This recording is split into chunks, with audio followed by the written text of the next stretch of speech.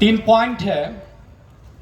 एक ये अल्लाह है, दूसरा रसूल आज़म सल्लल्लाहु ताला अलैहि वसल्लम की अक्ल और नज़रियात को कोई ओवरटेक नहीं कर सकता, तीसरा गौसे आज़म रदी अल्लाह ताला अन्हु इमाम हसन से लेकर इमाम मेहदी तक गौसियत की कुर्सी पर फाइज है। सबसे पहले अल्लाह है। जिस ज़मीन पर आप बैठे हैं इसको अकॉर्डिंग टू दीनियात जमादात कहा जाता है।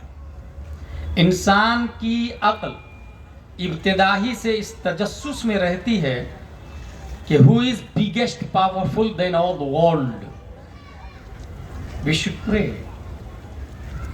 दुनिया के अंदर जो सबसे ज्यादा ताकतवर है उसे ढूंढा जाए, उसे डिस्कवर किया जाए ताकि हम इबादत कर सकें।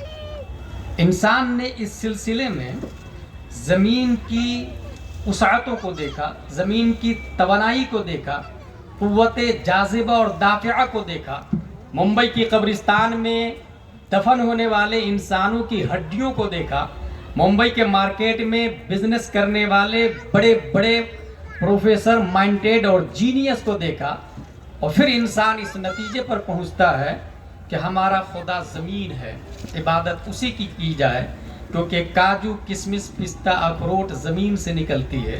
ये ज़मीन रुस्तम सिकंदर को बरतने का मौका देती है और उसके बाद खा भी जाती है।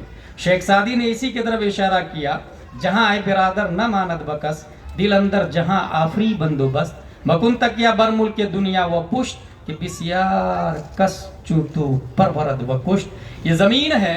इंसान चलता फिरता खाता पीता उठता बैठता है, मगर ज़मीन अपनी आगोश में लेके उसकी हड्डी तक को ख़त्म कर देती है। इसका मतलब सबसे ज़्यादा ताकतवर ज़मीन है।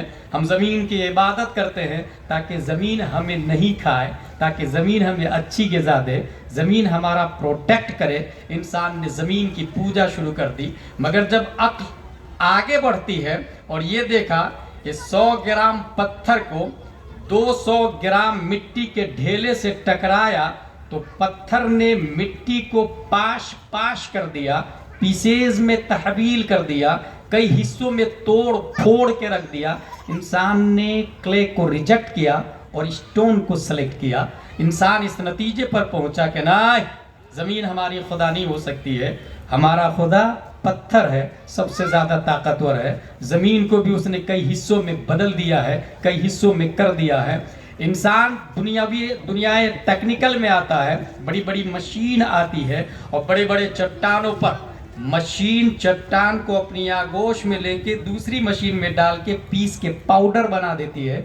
इंसान की अक्ल इस नतीजे पर पहुंचती है कि ना, ज़मीन खुदा नहीं, पत्थर खुदा नहीं, पत्थर से ज़्यादा ताकतवर तो मशीन है, लोहा है, लिहाजा खुदा हमारा लोहा होना चाहिए। उसने पत्थर को रिजेक्ट किया और लोहे को सेलेक्ट कर लिया। अय्युहल हदीद अन्नका माबूद नहनु नअबुदुक अय्युहल steel, O steel you are our God, we are praying for you.